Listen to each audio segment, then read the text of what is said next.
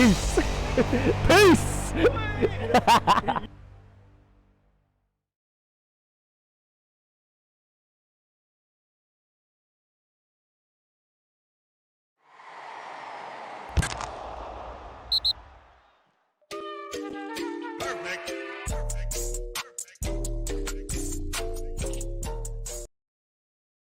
Yo people, lateness is greatness. Welcome back to the YouTube channel. You already know what time it is. It's time for your breaking news on Not So Daily Dosage. Listen, I'm outside Stamford Bridge. I had to give you a little special, a little good night treat. Lateness is greatness indeed, because Fofana for 70 million plus add-ons, 6-year contract done, and I am buzzing my tits off, okay? Don't ask where the shirt is, because you're lucky to even get this. Look at the suave, the smartness, the popos are ringing. Look at the police singing. It's beautiful.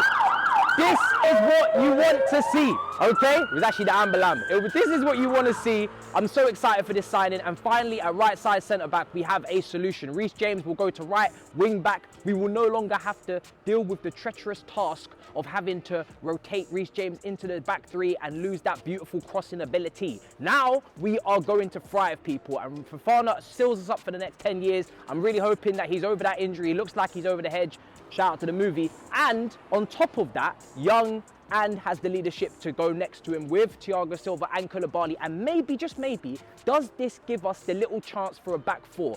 With Fofana and Koulibaly to the left of him, maybe when Thiago Silva sits out, you could see that four at the back. Now, the midfield obviously still need some reshaping to it, some rejuvenation to it, but the window is not closed as of yet. And one thing I really want to put out there that really puts me on another level with this deal is the fact that every single signing for the first team that we've made, every key cog that we've added to our system has been a starting 11 quality player. It has been the top standard. Fofana, Cucurella, Koulibaly, Sterling, and then of course a nice batch of youngsters that go into the PL2 team, potentially could flirt outside the first team and give us some cup opportunities in the FA Cup and Carabao. But I'm just so excited to see that when we actually go big, we go serious and we make sure that they are ready for the starting 11 and they improve what we have, and then that just bleeds more competition into the team. Now we need to keep those standards high. I don't want to see any mid-range players. I don't want to see any drop-off, because high wages, long contracts, meaty players,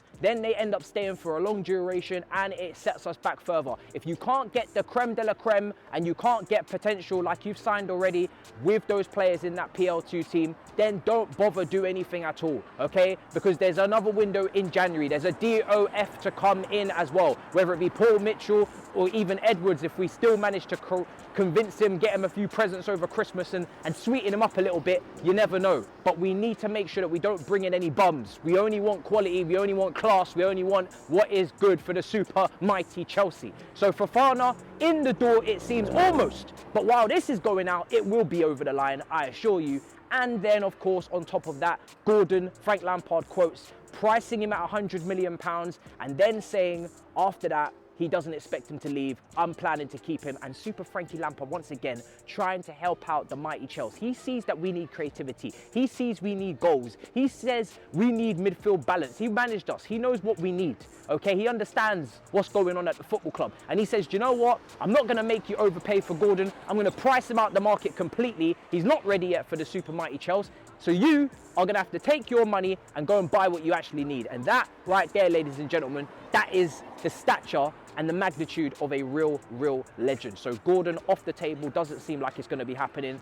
And I'm not going to lie to you, I feel like with the price point that he was being set at, I think that's good news. He wasn't worth what we were about to pay for him in terms of improving the 11, whether that be at right wing back or right wing. Not a significant enough upgrade. A player that needs time, needs developing, has potential, but we need players for right now. We have enough potential, especially at that price point. And then a boomerang, a bang yamam, a bang yang, like Big Steve likes to say, that brother, oi!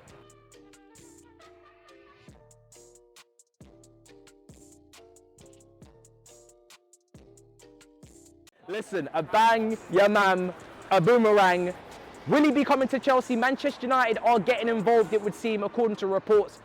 Listen, you already know my stance. I don't feel like it's the perfect solution. I would like a little bit of creativity and a little bit of goals in one player, so we can try and improve two things in one, two situations in one. If you look at the statistics for Chelsea, big chances missed, it was fourth. Big chances created, it was 4th, and goals scored last season, it was 3rd. It's not like as if it's one without the other. Both are issues, as you saw against Leeds, as you'll see against Everton.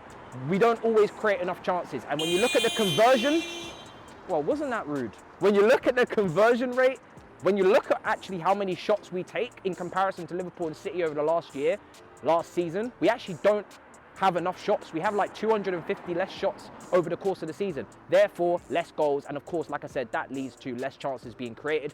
And the finishing, of course, needs to improve, but we need to improve both. So without further ado, for me, like I said, I don't think that's the worst situation in the world.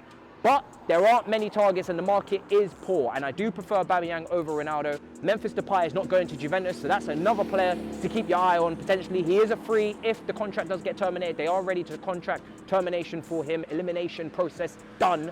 And that could be a stopgap for us as well, and for less money because there is no there is no transfer fee being spent on him. But before we head out, this is the final thing I've got to say. Make sure you check out Chelsea FC 365. They have some beautiful clothing. You've seen me wearing it on All You Can Eat Chelsea, but also now phone cases with Todd Bowie on it. And it's looking crisp, it's looking clean. The link is in the description. It is down below. Big up, help my brothers, PYS and them man there. And listen, finally, Fofana's in the building, okay? Alex Goldberg's been doing a lot of prop on the TL. If you remember him, he's been on this channel multiple times. He's been doing relentless, persistent, consistent prop everywhere. And now he's finally got his man. We've got our man, 21-year-old French international Fofana, hopefully for the next decade.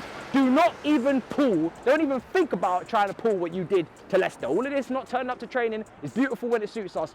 Like we said on All You Can Eat Chelsea, don't even try that when you come here. If Real Madrid come calling, I want loyalty. The lights are out, I'm out. Big up your damn selves. In a bit, people. Peace.